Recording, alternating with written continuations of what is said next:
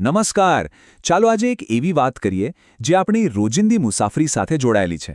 એક નાનકડી પસંદગી જે આપણા વિશે ઘણું બધું કહી જાય છે. હા, આપણે વાત કરી રહ્યા છીએ બસ કે ટ્રેનમાં કોઈને સીટ આપવા વિશે. જરા વિચારો તો, ભીડવાળી બસ કે ટ્રેનમાં માંડ એક સીટ મળી છે અને ત્યાં જ કોઈ એવો વ્યક્તિ દાખલ થાય છે જેને ખરેખર એ સીટની જરૂર છે. ત્યારે એ ખાલી જગ્યા એ માત્ર પ્લાસ્ટિકની ખુરશી નથી રહેતી, નહીં? એ આપણી માનવતાની એક નાનકડી કસોટી બની જાય છે. આપણી આ વાર્તાનો હીરો છે રાહુલ. આપણામાંથી ઘણા લોકો જેવો જ. એક યુવાન જે સખત મહેનત કરે છે અને દિવસના અંતે બસ થોડો આરામ ઈચ્છે છે. આહા, બારી પાસેની સીટ. એ નાનકડી જીત જે જાણે આખા દિવસનો થાક ઉતારી દે છે. રાહુલને પણ બસ એ જ રાહતનો અનુભવ થાય છે. અને બસ અહીંથી જ આખી વાત બદલાઈ જાય છે. એક તરફ રાહુલનો થાક અને આરામ, અને બીજી તરફ એક જરૂરિયાતમંદ વ્યક્તિ. નિર્ણય લેવાનો સમય આવી ગયો છે. તો રાહુલ શું કરે છે? એ જ જે કદાચ આપણામાંથી ઘણા લોકોએ ક્યારેક કર્યું હશે. હેડફોન લગાવી, આંખો બંધ કરી દીધી, જાણે કે આસપાસ કશું જ નથી. મનમાં કદાચ એવો વિચાર પણ આવ્યો હોય કે હું પણ તો થાકેલો છું. અને પછી જે નહોતું થવાનું એ થાય છે. એક નાનકડી બેદરકારીનું પરિણામ કેટલું ગંભીર હોઈ શકે એ આ ક્ષણ બતાવી જાય છે. આસપાસના લોકો જુએ છે પણ કોઈ કશું બોલતું નથી. અને ત્યારે જ વાર્તાનો સૌથી મોટો વળાંક આવે છે. પણ એ કોઈ મોટા માણસ તરફથી નથી આવતો. આ અવાજ રાહુલની બાજુમાં બેઠેલા એક નાના બાળકનો છે. કેટલી મોટી વાત નહીં? કોઈ ઉપદેશ વગર, કોઈ ભાષણ વગર એક બાળકના નાના એવા કામથી રાહુલને જાણે અરીસો દેખાઈ ગયો. એ ક્ષણે એને સમજાયું કે માનવતાનું ઉંમર સાથે કોઈ સંબંધ નથી.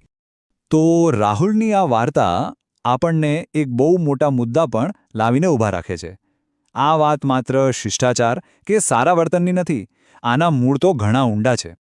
તો આ સૌજન્યશીલ મુસાફરી એટલે શું? જુઓ, આ કોઈ કાયદો નથી જેનું પાલન કરવું જ પડે. આ તો એક સભાન નિર્ણય છે જે આપણે બધા લઈ શકીએ છીએ. હવે સવાલ એ છે કે આટલું મહત્વનું કેમ છે? પહેલી વાત તો સીધી સાદી છે: સુરક્ષા. ચાલતી બસ કે ટ્રેનમાં સંતુલન જાળવવું દરેક માટે સહેલું નથી. આપણી એક નાનકડી મદદ કોઈને મોટી ઈજાથી બચાવી શકે છે. પછી ભલે તે વૃદ્ધ હોય, ગર્ભવતી મહિલા હોય કે દિવ્યાંગ વ્યક્તિ હોય. અને આ એક વાક્ય આખી વાતનો સાર કહી દે છે. સમાજની અસલી ઓળખ તો એનાથી જ થાય છે કે આપણે આપણાથી વધુ જરૂરિયાતમંદ લોકો સાથે કેવો વ્યવહાર કરીએ છીએ. ચાલો, વાતો તો ઘણી થઈ, પણ હવે સવાલ એ છે કે આપણે પોતે શું કરી શકીએ? કેવી રીતે આ વિચારને રોજિંદા જીવનમાં ઉતારી શકીએ? જુઓ, આ બહુ જ સરળ છે.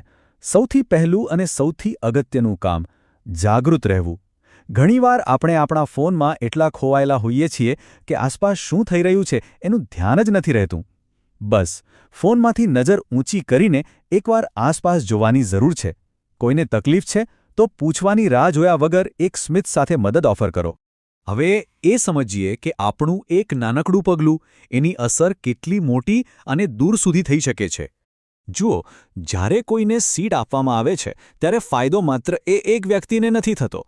એ વ્યક્તિને તો સુરક્ષા અને આરામ મળે જ છે, પણ આસપાસ ઊભેલા બીજા મુસાફરો માટે પણ એક સકારાત્મક ઉદાહરણ બને છે. અને ધીમે ધીમે સમાજમાં સહાનુભૂતિની ભાવના વધે છે.